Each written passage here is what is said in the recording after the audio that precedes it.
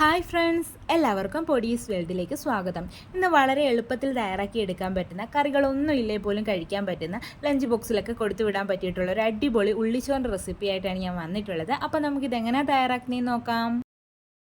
അപ്പോൾ നമ്മുടെ ഉള്ളിച്ചോറ് തയ്യാറാക്കുന്നതിനായിട്ട് ഞാനിവിടെ 1 കപ്പ് ചോറാണ് എടുത്തിട്ടുള്ളത്. സാധാ ചോറാണ് എടുത്തിട്ടുള്ളത്. ഈ ചോറിൽ ഉപ്പിട്ട് വേവിച്ചിട്ട് എടുത്തിട്ടുള്ള ചോറാണ്. ഇപ്പോൾ ഈ ചോറിന് പകരം നിങ്ങൾക്ക് ബസുമതി റൈസോ ജീര റൈസോ ഒക്കെ വേവിച്ചിട്ട് ആ ചോറ് എടുക്കാവുന്നതാണ്. ആ ചോറ് എടുക്കുമ്പോഴും അതിലും ഉപ്പിട്ട് വേവിക്കാൻ വേണ്ടിയിട്ട് ശ്രദ്ധിക്കണേ.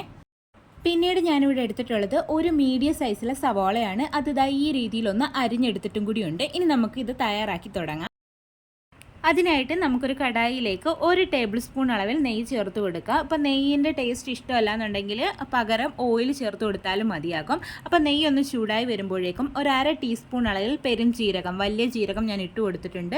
അതുപോലെ തന്നെ 3 ഗ്രാമ്പൂ, 1 ഏലക്ക ചേർത്ത് കൊടുക്കാം. ഇനി നമുക്കൊരു ചെറിയ കഷ്ണം പട്ടയും കൂടി ചേർത്ത് കൊടുക്കാം.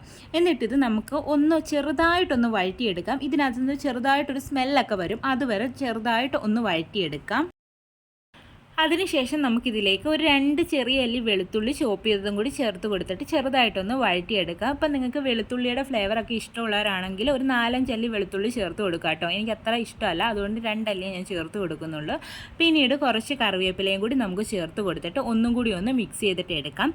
ഇനി നമ്മൾ നേരത്തെ അരിഞ്ഞു വെച്ചിട്ടുണ്ടായിരുന്ന നമ്മുടെ സവോള ഇതിലേക്ക് ചേർത്ത് കൊടുക്കാം. എന്നിട്ട് നന്നായിട്ട് മിക്സ് ചെയ്തിട്ട് എടുക്കാം. ഇപ്പം നിങ്ങൾക്ക് സവോളയ്ക്ക് പകരം ചെറിയുള്ളി ചേർത്ത് കൊടുക്കാം. ചെറിയുള്ളി ചേർക്കുകയാണെങ്കിൽ കുറച്ചുകൂടി ടേസ്റ്റ് കൂടുതലായിരിക്കും. എന്നിട്ട് ഇത് നന്നായിട്ട് നമുക്ക് മിക്സ് ചെയ്തിട്ട് എടുക്കാം. ശേഷം നമുക്കിതിലേക്ക് കുറച്ച് ഉപ്പും കൂടി ചേർത്ത് കൊടുക്കാം. ഈ സവാളയ്ക്ക് ആവശ്യമായിട്ടുള്ള ഉപ്പ് മാത്രം ചേർത്ത് കൊടുത്താൽ മതിയാകും. നമ്മൾ ചോറ് ഉപ്പിട്ടിട്ടാണ് വേവിച്ചെടുത്തിട്ടുള്ളത്. എന്നിട്ട് നന്നായിട്ട് മിക്സ് ചെയ്തെടുത്തിട്ട് വഴറ്റിയെടുക്കുക. ഇതിൻ്റെ കളർ ചെറുതായിട്ടൊന്ന് ചേഞ്ച് ആവുന്നിടം വരെ ഒന്ന് വഴറ്റിയെടുക്കണം.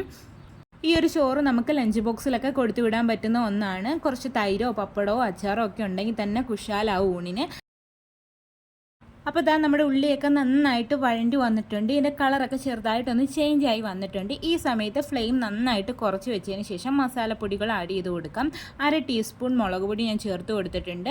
ഇനി നമുക്കിതിലേക്ക് ഒരു 1/4 ടീസ്പൂൺ അളവിൽ മഞ്ഞൾപ്പൊടിയും കൂടി ചേർത്ത് കൊടുക്കാം. നമ്മുടെ എരിവിനനുസരിച്ചിട്ടൊക്കെ പൊടികൾ ചേർത്ത് കൊടുക്കുക കേട്ടോ. അതുപോലെ തന്നെ ഒരു 1/4 ടീസ്പൂൺ അളവിൽ ഗരം മസാല ചേർത്ത് കൊടുത്തിട്ടുണ്ട്. 1/2 ടീസ്പൂൺ അളവിൽ പെപ്പർ പൗഡറും കൂടി ഞാൻ ചേർത്ത് കൊടുത്തിട്ടുണ്ട്. എന്നിട്ട് ഇത് നന്നായിട്ട് അങ്ങ് മിക്സ് ചെയ്തിട്ട് എടുക്കാം. ഇതിൻ്റെ ഒരു പച്ചക്കുത്തൊക്കെ ഉണ്ടല്ലോ, ആ പച്ചക്കുത്തൊക്കെ ഒന്ന് മാറി വരുന്നിടം വരെ നന്നായിട്ട് അങ്ങ് വഴറ്റിയെടുക്കാം. പൊടികൾ കരിഞ്ഞൊന്നും പോകരുത്. അപ്പോൾ ഇതാ നമ്മുടെ പൊടികളുടെ പച്ചക്കുത്തൊക്കെ ഒന്ന് മാറി വന്നിട്ടുണ്ട്. ഈ സമയം നമുക്കിതിലേക്ക് ഒരു 2-3 ടേബിൾ സ്പൂൺ അളവിൽ വെള്ളവും കൂടി ഒന്ന് ഒഴിച്ചു കൊടുക്കാം. എന്നിട്ട് ഇത് നന്നായിട്ട് നമുക്കങ്ങ് മിക്സ് ചെയ്തിട്ട് എടുക്കാം. ശേഷം ഇതിലേക്ക് നമ്മൾ വേവിച്ച് വെച്ചിട്ടുണ്ടായിരുന്ന ആ ചോറ് കൂടി ഒന്ന് ചേർത്ത് കൊടുക്കാം. എന്നിട്ടിത് നമുക്ക് നന്നായിട്ട് അങ്ങ് മിക്സ് ചെയ്തിട്ട് എടുക്കാം. ആ ഒരു എരിവൊക്കെ നമ്മുടെ ചോറിനകത്തോട്ട് ഇറങ്ങണം. അതുകൊണ്ട് നല്ലതുപോലെ മിക്സ് ചെയ്തിട്ട് എടുക്കാം.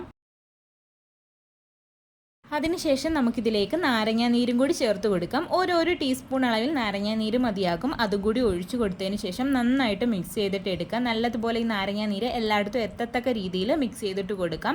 അപ്പോൾ ഇത്രയേ ഉള്ളൂ. നമ്മുടെ ടേസ്റ്റി ആയിട്ടുള്ള ഉള്ളിച്ചോറ് ഇവിടെ റെഡി ആയിട്ടുണ്ട്. വളരെ പെട്ടെന്ന് തയ്യാറാക്കി എടുക്കാൻ പറ്റും. അപ്പോൾ എല്ലാവരും ഒന്ന് ട്രൈ ചെയ്ത് നോക്കണം. ഇപ്പോൾ സ്കൂളൊക്കെ തുറന്നിട്ടുണ്ട്. കുട്ടികൾക്കൊക്കെ വേണമെങ്കിൽ നമുക്ക് കൊടുത്തു വിടാൻ പറ്റുന്ന ഒരു ഐറ്റം ആണ്. അപ്പോൾ എല്ലാവരും ട്രൈ ചെയ്ത് നോക്കിയിട്ട് ഫീഡ്ബാക്ക് പറയാൻ മറക്കല്ലേ. അതുപോലെ തന്നെ വീഡിയോ ഇഷ്ടമായിട്ടുണ്ടെങ്കിൽ ഒന്ന് ലൈക്ക് ചെയ്യണേ. ആദ്യമായിട്ട് ചാനൽ കാണുന്ന കൂട്ടുകാരൊക്കെ ഉണ്ടെങ്കിൽ പ്ലീസ് ഒന്ന് സബ്സ്ക്രൈബ് ചെയ്ത് സപ്പോർട്ടും കൂടി ചെയ്യണേ. വീണ്ടും നല്ലൊരു വീഡിയോ ആയിട്ട് വരാം. Thanks for watching.